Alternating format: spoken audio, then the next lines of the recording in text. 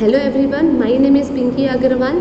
आज मैं आपको 5 टिप्स बताने वाली हूँ कि आप अपने थ्योरी पेपर को किस तरीके से क्रैक कर सकते हो। ये 5 टिप्स बहुत ही ज़्यादा इंपॉर्टेंट है, आप इसको बहुत ज़्यादा ध्यान से सुनना, हो सके तो कहीं पे लिख लेना या इस वीडियो को सेव कर लेना। ये 5 टिप्स आपको थ्योरी पेपर लिखने के लिए बहुत ही ज़्यादा इंपॉर्टेंट है, आपको ये एग्ज़ाम में ज़रूर से ज़रूर फॉलो करना है। ठीक है, सबसे पहला अगर आपका टिप आता है कि हर एक आंसर को फ्रेश पेज से स्टार्ट करना चाहिए।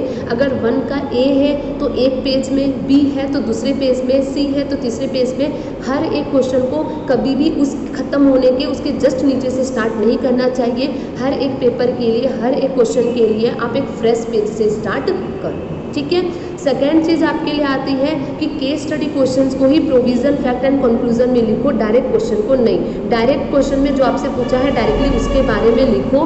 ठीक है, उससे रिलेवेंट प्रोविजन को बस लिख सकते हो, बट कभी भी प्रोविजन, फैक्ट और कंक्लूजन की हेडिंग सिर्फ केस स्टडी में यूज़ की जाती है, डायरेक्ट क्वेश्चन में यूज़ नहीं की जाती है।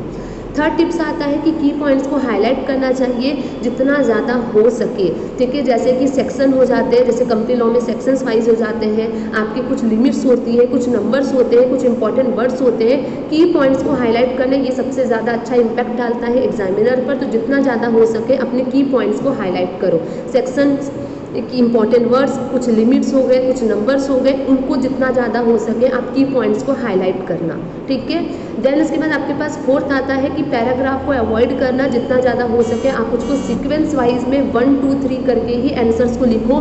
कभी भी पैराग्राफ में अगर आप लिखते हो तो आपका नंबर उसमें कम आता है। आपको हमेशा 1 2 3 4 आपको हमेशा इस तरीके से लिखना चाहिए। ठीक है, पैराग्राफ में आपको नहीं लिखना चाहिए, हमेशा सीक्वेंस वाइज जो है नंबर में जितना ज़्यादा हो सके आप नंबर में जो है आंसर्स को लिखो।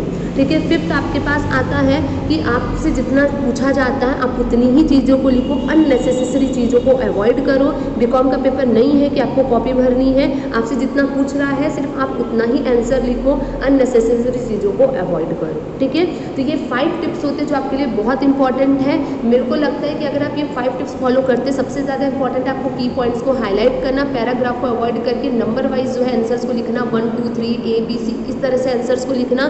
ठीक है, एंड थर्ड आता है नेसेसरी चीज़ों को ही लिखना, अननेसेसरी चीज़ों को अवॉइड करना, फ्रेश पेज से चीज़ों को स्टार्ट करना, केस स्टडी में ही प्रोविजन बेसिस को लिखना, डायरेक्ट क्वेश्चन में डायरेक्ट आंसर लिखना। ठीक है, तो ये 5 टिप्स होते हैं जो आपके एग्जाम के लिए बहुत ज़्यादा इंपॉर्टेंट है, आप इसको फॉलो करना। ठीक है, तो ये मेरी आज की वीडियो थी। अगर आपको वीडियो पसंद आई होगी तो आप लाइक करना, सब्सक्राइब करना, बेल आइकन पर प्रेस करना। ठीक है, कमेंट करना कुछ भी जानना हो तो। Thank you so much.